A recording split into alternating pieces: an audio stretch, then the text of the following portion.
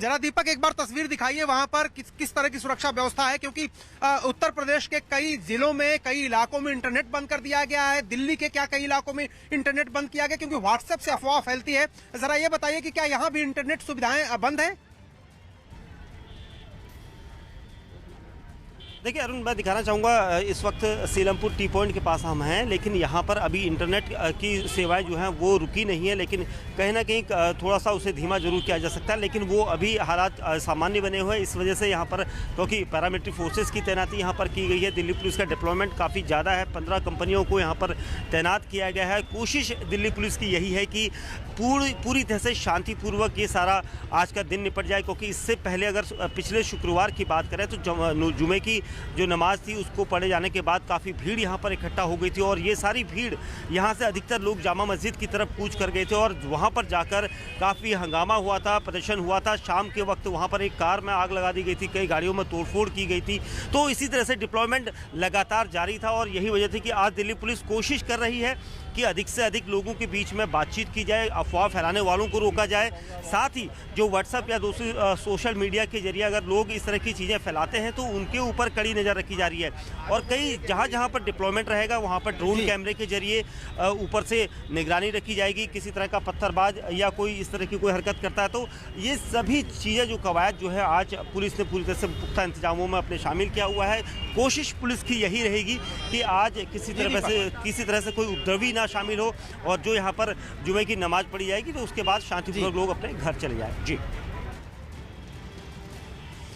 तो देखिए, आज हम दोनों मुद्दों को हमने उठाया। एक तो दानिश कनेरिया के मसले पर, किस तरह से पाकिस्तान में धार्मिक अल्पसंख्यकों खासतौर से हिंदुओं के साथ भेदभाव होता है, उस मसले पर बात की। साथ ही साथ उसी से जुड़ा हुआ मसला है क्योंकि केंद्र सरकार ने यही कहा कि जिन देशों में अफगानिस्तान, पाकिस्तान और इस तरह के जो देश हैं, बांग्लादेश, अगर इन तीनों देशों में धार्मिक अल्पसंख्यकों के खिलाफ किसी तरह का अत्याचार होता है, वो देश छोड़ना चाहते हैं, धार्मिक स्वतंत्रता एंजॉय करना चाहते हैं, वो रहना चाहते हैं हिंदुस्तान में, तो उनको नागरिकता दी जाएगी। क्योंकि धार्मिक स्वतंत्रता का पालन करना सबका हक है, संविधान ने गारंटी दी हुई है सबको, और इसलिए अगर उनके पास कोई रास्ता नहीं तो हिंदुस्तान आ सकते हैं और जो लोग आए हैं, जो शरणार्थी हैं, उनको हम नागरिकता देंगे। ये तमाम मसले हमने उठाए सीएए को लेकर के और पाकिस्तान की टीम में जिस तरह से इस खुलासे के बाद पाकिस्तान के क्रिकेट में हड़कंप मचा हुआ, पाकिस्तान और हिंदुस्तान दोनों जगह बात हो रही है। लेकिन इस बीच सबसे ज्यादा मुश्किल किसको होती है? अगर किसी को अपना वतन छोड़ना पड़े, अपना घर छोड़ना पड़े, अपना देश छोड़ना पड़े, तो मुश्किल सबसे ज्यादा महिलाओं को होती है और बच्चों को होती है। आप नागरिकता का नाम भूले नहीं होंगे क्योंकि जो ये मजनू का टीला में रिफ्यूजी कॉलोनी है, यहाँ पर एक बच्ची जब पैदा हुई थी, नागरिकता कानून संसद के दोनों सदनों से पास हुआ, उसके बाद उसका नाम ही नागरिकता रख दिया गया। तो नागरिकता के घर में ही आ गए हम और नागरिकता से मुलाकात भी आपकी करवा देते हैं। भूल तो नहीं गए होंगे आप इस चेहरे को, क्योंकि काफी प्रमुखता से टीवी चैनलों ने नागरिकता को दिखाया था और इसकी कहानी को हमने दुनिया को के सामने हम लाए थे। मैंने जैसा कि कहा कि सबसे ज्यादा मुश्किल होती है महिलाओं को। वो घरों में रहती हैं, बाजारों में जाती हैं, उन पर किस तरह से फप्तियां कसी जाती थी वहां पर सिंध में। ये नागरिकता की मां है। आप जरा बताइए, पाकिस्तान का अनुभव मैं आपसे पूछने आया हूँ, वहां और यहाँ में आपको क्या फर्क लग रहा है? बहुत ही फर्क लग रहा है। यहाँ अच्छा लग रहा है हमें। स्वर्ग नर्क का फर्क लग रहा है। यहाँ स्वर्ग, ये स्वर्ग है, वहाँ नरक था।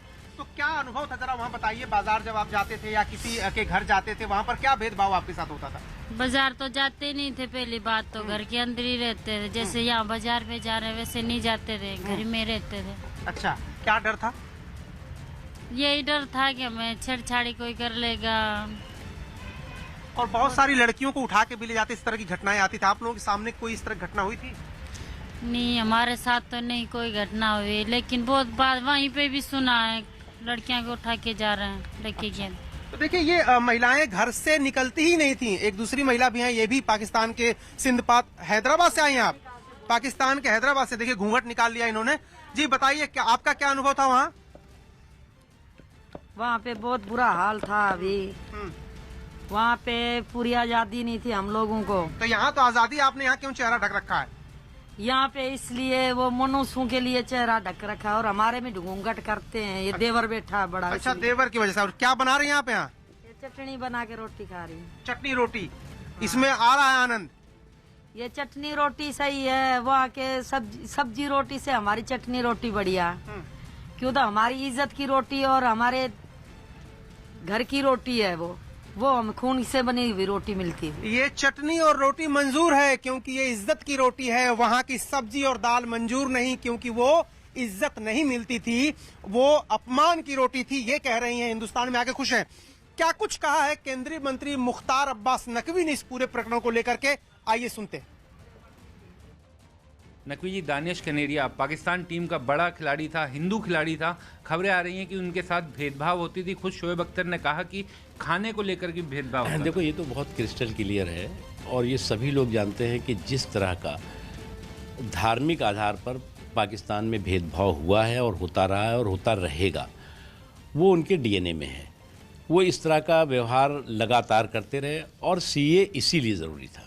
सर, खेल और संगीत कहा जाता है कि ये सब चीज़ें भेदभाव से दूर हैं, लेकिन दानिश कनेरिया ने खुद भी ये कहा कि वो समय आने पर बताएंगे क्या क्या भेदभाव होता है। नहीं, ये हकीकत है। इस हकीकत को जो है वो मैं किसी एक पर्टिकुलर केस की बात ही नहीं कर रहा हूँ। पूरे पाकिस्तान में अगर आप देखें, आज़ादी के बाद से जिस तरह का उत्पीड़न हुआ, अन्याय हुआ, अत्याचार हुआ, नरसंहार हुआ, वही उसी कारण जो है वो सीए लाने की ज़रूरत पड़ी। तो देखिए कितनी गहरी बात इन्होंने कही। देखिए वहां पर घूंघट के बीच वो चटनी बना रही हैं, रोटी और चटनी। ये कह रही हैं कि इज्जत की रोटी और चटनी ये है, ये हमको खाने से संतुष्टि मिलेगी, ये हमको मंजूर है। लेकिन पाकिस्तान में रह करके जिस तरह का व्यवहार होता था वो मंजूर नहीं था। जाहिर सी बात है, अपमान का निवाला इस रोटी और चटनी से बेहतर तो नहीं हो सकता। लोग इज्जत के साथ, सम्मान के साथ रहना चाहते हैं।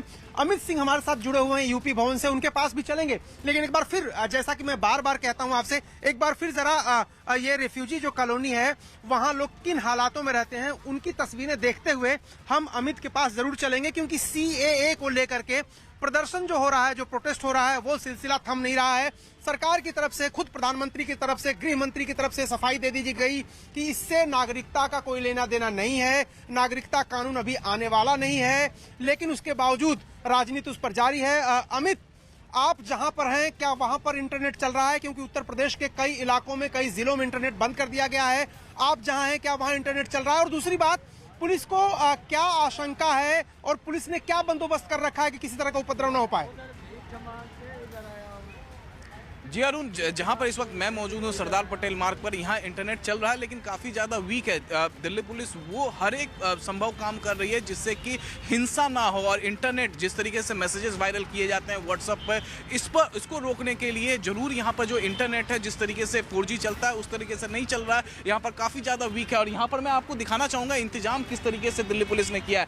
देखिए, सरदार पटेल मार्ग की शुरुआत ही जहाँ से होती है, जो सर्विस लेन है यूपी भवन का, यहाँ पर बैरिकेडिंग की गई है और आपको एक दिल्ली पुलिस का जवान और पैरामिलिट्री फोर्सेस का जवान यहां पर दिख जाएगा। वो किसी भी तरीके से कोई भी शख्स अगर इधर आता है उत्तर प्रदेश भवन की तरफ, तो उसे तुरंत रोक के पूछा जाता है कि आप इधर क्या करने के लिए आ रहे हैं। और लगातार जो रिजर्व फोर्सेस हैं वो सरदार पटेल मार्ग पर आ रहे हैं क्योंकि जिस तरीके से पिछले दिनों हमने देखा था कि जब चाहे वो दरियागंज का मामला हो, चाहे वो जामिया नगर से ही आज प्रदर्शनकारी अपना मार्च निकालेंगे और ये उत्तर प्रदेश भवन पहुंचने की बात वो कह रहे हैं। लेकिन जब पिछली बार जामिया नगर से प्रोटेस्ट मार्च निकाला गया था, तब उन्हें मथुरा रोड पर पुलिस ने रोका था, उसके बाद से ही हिंसा शुरू हुई। तो इन सब चीजों से निपटने के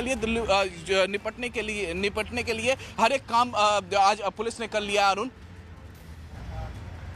जी, अमित, दीपक बिष्ट भी हमारे साथ अभी लगातार जुड़े हुए हैं सीलमपुर से। उस इलाके में ज्यादा हिंसा हुई थी दीपक, उसको लेकर के लगता है कि पुलिस ने और भी ज्यादा सतर्कता इस बार बरती है। वहां का माहौल किस तरह का है? क्या आपको भी वहां माहौल टेंस लग रहा है? किसी तरह का तनाव है वातावरण में वहां? देखिए अरुण, जिस तरह के हालात इससे पहले ठीक 10 दिन पहले से लगातार बने हुए थे, लेकिन अब आज के हालात के बारे में फिलहाल पुलिस का कहना है कि किस तरह का कोई इनपुट नहीं। लेकिन जिस तरह से आप देख सकते हैं, तैयारियां पुलिस की तरफ से पूरी हैं, क्योंकि कुछ देर बाद इस रूट को जो है बंद किया जा सकता है, क्योंकि यहाँ से अंदर की तरफ कई मस्जिदें हैं जहाँ पर नमाज पढ़ी जाएगी। लेकिन पुलिस एहतियातन इन सभी जगह पर जाने वाले रूट को जो है रोक सकती है, क्योंकि पिछली बार मैं बताना चाहूँगा कि जुमे की नमाज के बाद लोग अचानक सड़क पर उतर आए थे और यही लोग उसके बाद पुलिस के लिए बहुत बड़ी परेशानी खड़ा करके गए थे और काफ़ी तोड़फोड़ हुई थी, पुलिस पार्टी पर पत्थरबाजी हुई थी। जिसके बाद आज आप ये देख सकते हैं अभी ट्रैफिक ज़रूर सामान्य है, लेकिन बंदोबस्त जो है वो बहुत ज़बरदस्त है, क्योंकि पुलिस किसी भी तरीके से इस बार कोई ढील नहीं लेना चाहती और रैपिड एक्शन फोर्स के जवानों की यहाँ पर तैनाती है। पैरामिलिट्री फोर्सेस के 15 कंपनियों को यहाँ पर तैनात किया गया है। आप देख सकते हैं कई जगह जो है यहाँ पर अलग अलग तरीके से अधिकारी लगातार नज़र बनाकर रख रहे हैं, क्योंकि कोशिश यहाँ पर सबसे ज़्यादा है कि कंट्रोल किया जाए, क्योंकि जिस तरह की हुड़दंग पिछली बार जुमे की नमाज के बाद हुई थी, आज भी नमाज का समय जो है 2 बजे से 2:30 बजे के बीच का रखा गया है। लेकिन उसके बाद आप देख सकते हैं इतना भारी डिप्लॉयमेंट है रैपिड एक्शन फोर्स का, क्योंकि पिछली बार जो पुलिस को लग रहा था कि हुड़दंगी जो है यहीं पर तक रहेंगे, लेकिन वो हुड़दंगी यहाँ से जामा मस्जिद की तरफ चले गए और उन्होंने वहाँ पर जाकर जमकर बवाल काटा। आज ऐसा ना हो, इसको लेकर दिल्ली पुलिस और पैरामिलिट्री फोर्सेस के जवानों को तैनाती की यहाँ पर दी गई है, ताकि किसी भी तरह का कोई भी ऐसा इनपुट उन्हें मिलता है तो उस पर तुरंत अमल में लाया जाए, कार्रवाई की जाए। लेकिन अभी जो हालात हैं यहाँ पर ट्रैफिक देख सकते हैं सामान्य बने हुए हैं। कुछ देर बाद ही यहाँ पर नमाज पढ़ी जाएगी, जगह जगह अनाउंस करवा कर और मोटरसाइकिल की पेट्रोलिंग के जरिए यहाँ पर लगातार इस वक्त नज़र रखी जा रही है। जी तो दीपक आपने दिखाया, अमित ने दिखाया किस तरह से प्रशासन ने इंतजाम कड़े कर रखे हैं, लोगों को समझाया भी जा रहा है। उम्मीद हम ये करते हैं कि पिछली बार की तरह इस बार कोई हिंसा नहीं होगी, और लोग अगर प्रदर्शन करते भी हैं, जैसे कि तमाम लोगों ने उनको ये ताकीद की है कि प्रदर्शन करना किसी भी नागरिक का अधिकार है, लेकिन वो हिंसक नहीं होना चाहिए। आप प्रोटेस्ट करिए, आप विरोध दर्ज कराइए, शांतिपूर्ण विरोध दर्ज कराइए। तो उम्मीद हम ये करते हैं कि इस बार कोई घटना इस तरह की देश में नहीं होगी।